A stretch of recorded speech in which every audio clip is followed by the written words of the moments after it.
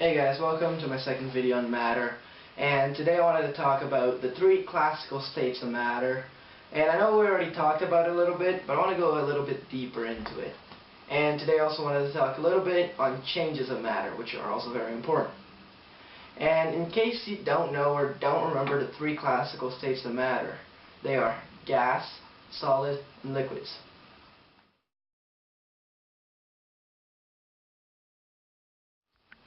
Changes is when a modification happens to the matter, but it doesn't change what kind of matter it is. It doesn't change its compositions. And there's two different types of changes, and they are physical changes and changes of states. Physical changes is when a modification happens to the properties of the matter, but it doesn't change what kind of matter it is. It doesn't change its compositions. For example, if I bite this chip, the mass and the volume of it and its look is going to change, but it's still going to be a chip. For example,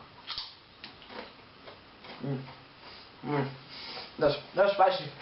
Got it, spicy, got it.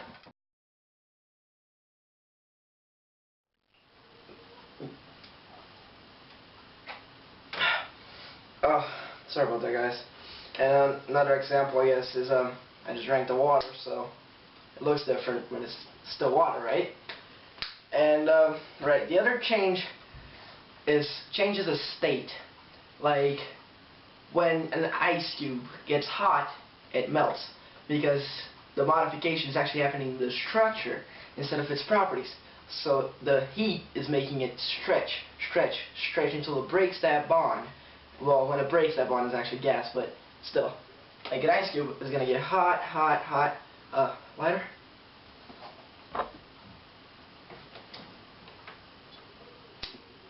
It's going to get hot,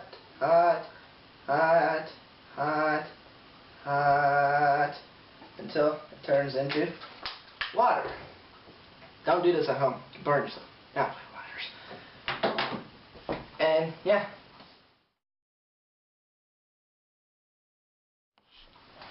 The three classical states of matter, and this is a very important subject here, because in those three classical states of matter, those are solids, liquids, and gases. And the state it's in all depends on how much energy is being applied to it. For example, heat. You put heat into ice, it's going to be like us when we drink coffee. We're going to start getting hyper and going all over the place.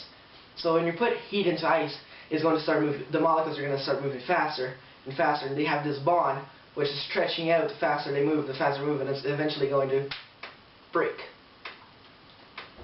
And also depends on, you can always go back in it, you know, like if you put vapor, and vapor is like when you boil water, all that steam comes out, that's vapor. You put a container full of vapor into the freezer, it's going to come back to water, because it's going to be like if you suck all that coffee right out of us, all that caffeine out of us, we're going to be like zombies.